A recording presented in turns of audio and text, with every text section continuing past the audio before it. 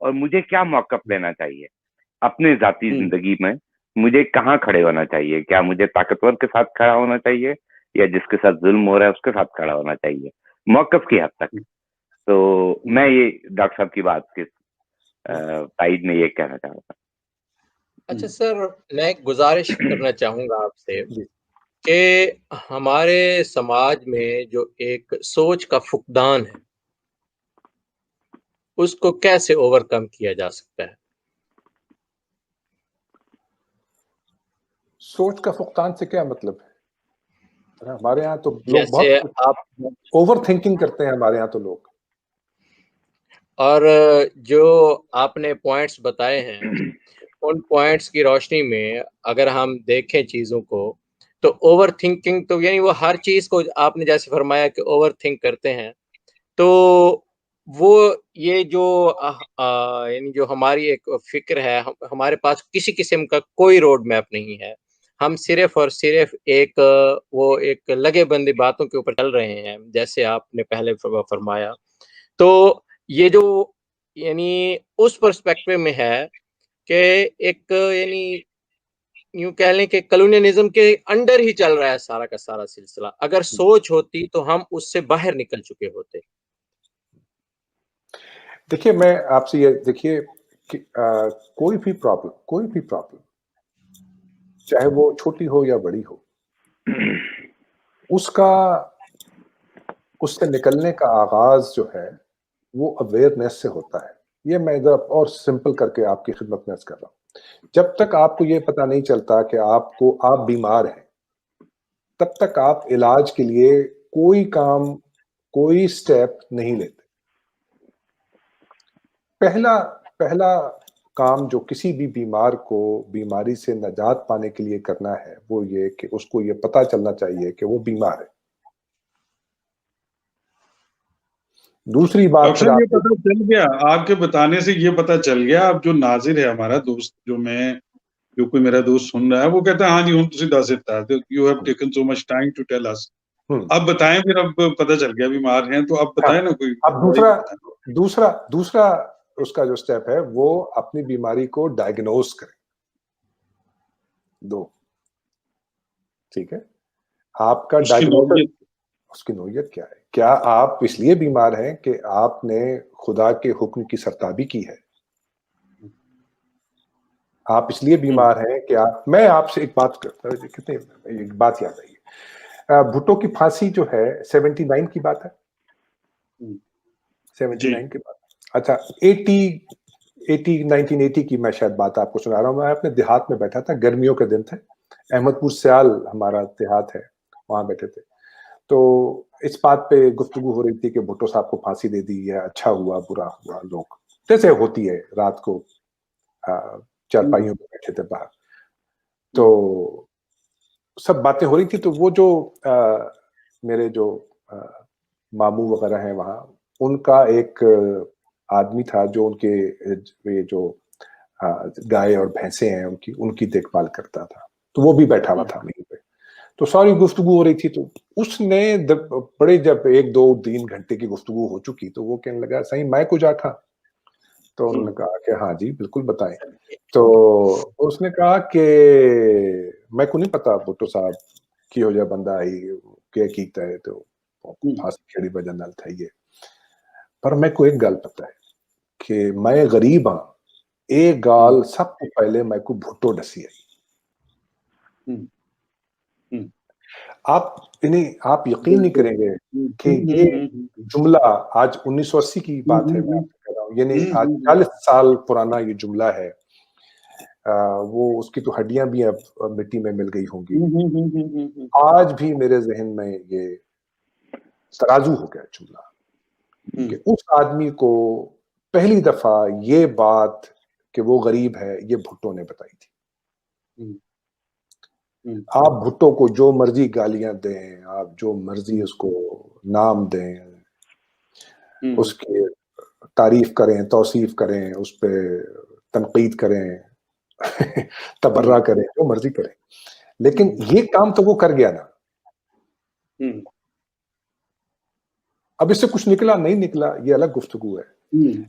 اس وقت تو گزارش صرف اتنی ہے کہ آپ صرف لوگوں کو یہ بتائیں کہ یار ایک بیماری ہے، اس بیماری کی یہ علامات ہیں اور اس کی پاسبل ریزن یہ ہے. اب یہ عام آدمی پہ ٹرسٹ کر، جب ہم یہ کہتے ہیں نا کہ عام آدمی کو ہم پکی پکائی روٹی اس کے ہاتھ میں پکڑا دیں، تو ہم شاید کالونائزر والا کام کر رہے ہوتے ہیں، کیونکہ ہم اس کے پوٹینشیل پہ ٹرسٹ نہیں کر رہے. میں صرف اتنا کہہ رہا ہوں کہ آپ صرف اس کو اتنا بتائیں کہ یار یہ مسئلہ ہے، جیسے ایک ڈاکٹر بتاتا ہے،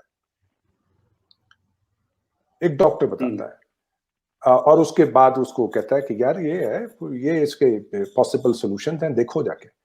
وہ اس کو خود سمجھتا ہے. بعض اوقات وہ ڈاکٹر کی ایڈوائس لے لیتا ہے، بعض اوقات وہ ایلوپیتھک کی ایڈوائس نہیں لیتا، وہ ہومیوپیتھک کی ایڈوائس لے کر ریکور کر جاتا ہے. بعض اوقات وہ ٹامک ٹوئیاں مار کے سیکھ جاتا ہے، بعض اوقات وہ کسی حکیم کی دوا سے ٹھیک ہو جاتا ہے. تو عام آدمی پہ ٹرسٹ کیجیے، اس کو بتائیے کہ یار تمہارے ساتھ یہ گیم ہو رہی ہے، بتائیے جو سننا چاہتے ہیں. میں خدا نخواستہ تبلیغ کا مشورہ نہیں دے رہا ہوں. تو صرف اتنا کرنا جو ہے، اس بات پر یقین رکھنا کہ عام آدمی میں سمجھنے سوچنے کی صلاحیت موجود ہے، اس کو ذرا سی ڈائریکشن مل جائے، وہ ہی کین میک ہز وے. کم از کم اتنا ہو جائے کہ وہ کالونائزر اور کولیبریٹرز کے ہاتھوں ڈیسیو ہونا بند ہو جائے. That's it.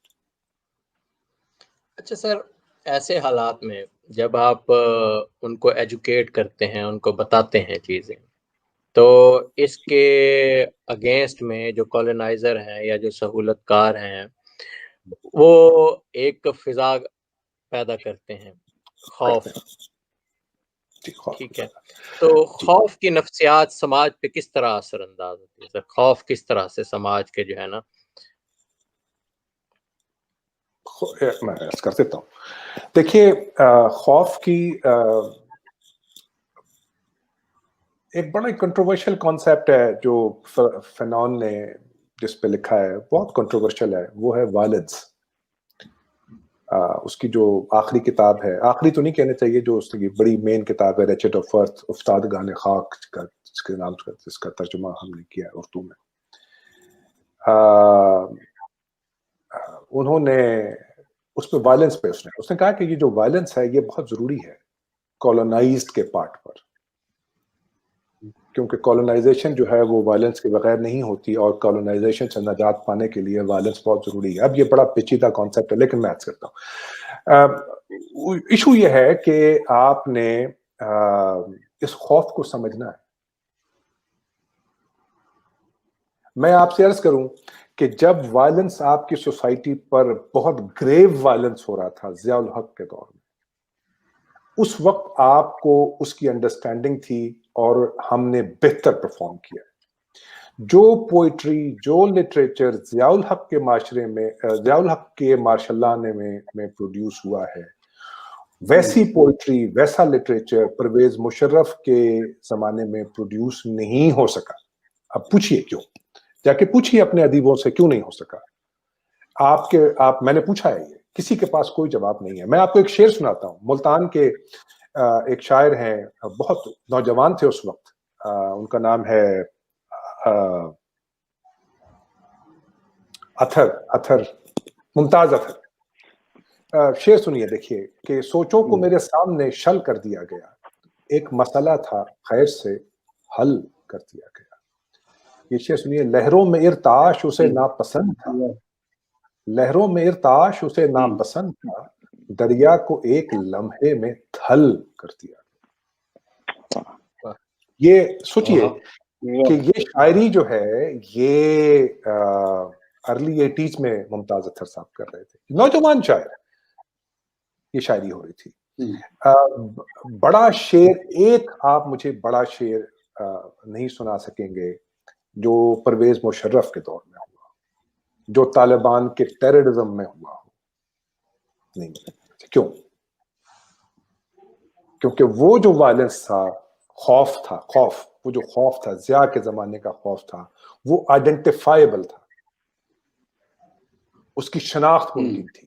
آپ کے سامنے بیٹھا تھا ایک شخص مونچھیں لگا کے، وہ بیٹھا تھا، وہ آپ کہتے تھے کہ یہ اس کی وجہ سے ہو رہا ہے.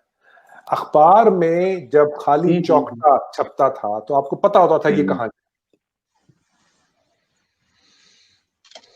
اب پرویز مشرف کا جو ماشاء اللہ تھا وہ اس میں وہ خوف آئیڈینٹیفائبل نہیں رہا، لہذا کیا ہوا، ہر آدمی نم ہو گیا. نمنس ایک ایسی سٹیٹ ہے کہ جس میں انسان کا رابطہ اپنے انوائرمنٹ سے کٹ جاتا ہے. جب انگزائٹی فیئر بہت پڑتا ہے تو ہم سب ایک نم ہو جاتے ہیں، ہم بیٹھے ہوتے ہیں وہاں لیکن اس معاشرے سے ہمارا ایکٹیو اٹیچمنٹ نہیں ہوتی. اس کو ہم نمنس کہتے ہیں. ایپتھی اور نمنس، ابھی جو شاہد صاحب نے بات، ایپتھی اور نمنس ساتھ ساتھ آتی ہے. اس فیئر نے، یہ جو کرنٹ سچویشن کا جو فیئر ہے، یہ نمنس اس نے پروڈیوس کی ہے. اور نمنس کا مطلب کیا ہوا؟ نمنس کا مطلب یہ کہ جو کچھ ہمارے آس پاس ہو رہا ہے we are unable to understand this. یہ فیئر کا آؤٹ کم ہے.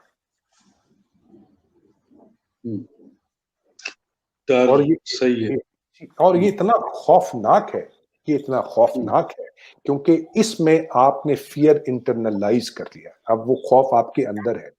اب there is nothing to resist against. پہلے تو آپ کو پتا تھا آپ نے کس کے خلاف مزاحمت کی، اب آپ کو پتا بھی نہیں ہے کہ آپ نے کس کے خلاف مزاحمت کری.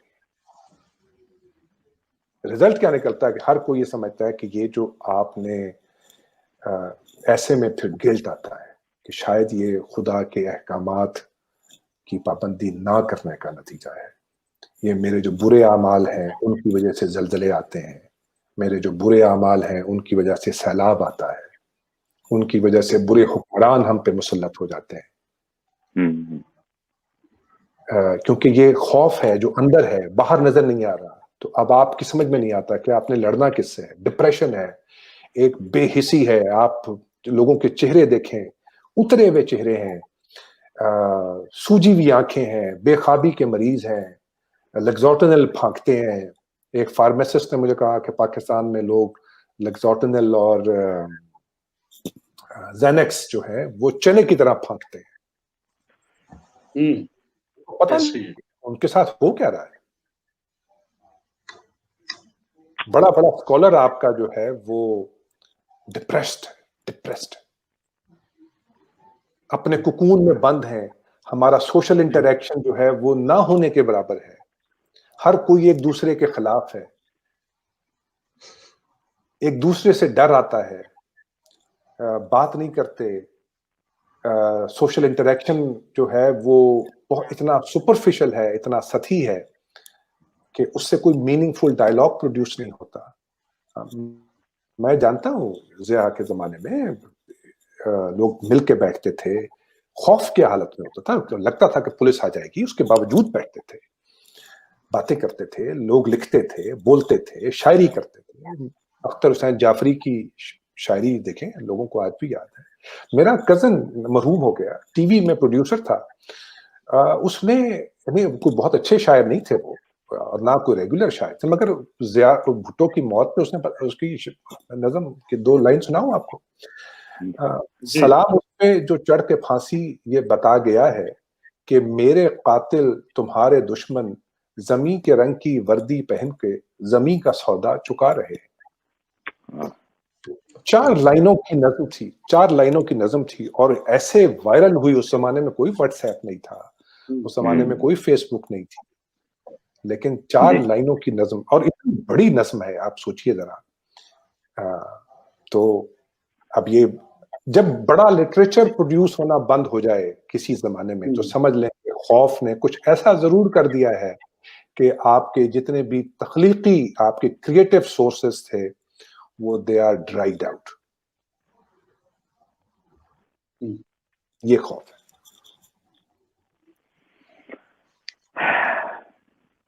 بہت شکریہ ڈاکٹر صاحب، اور آج کی گفتگو بہت ہی فروٹفل رہی.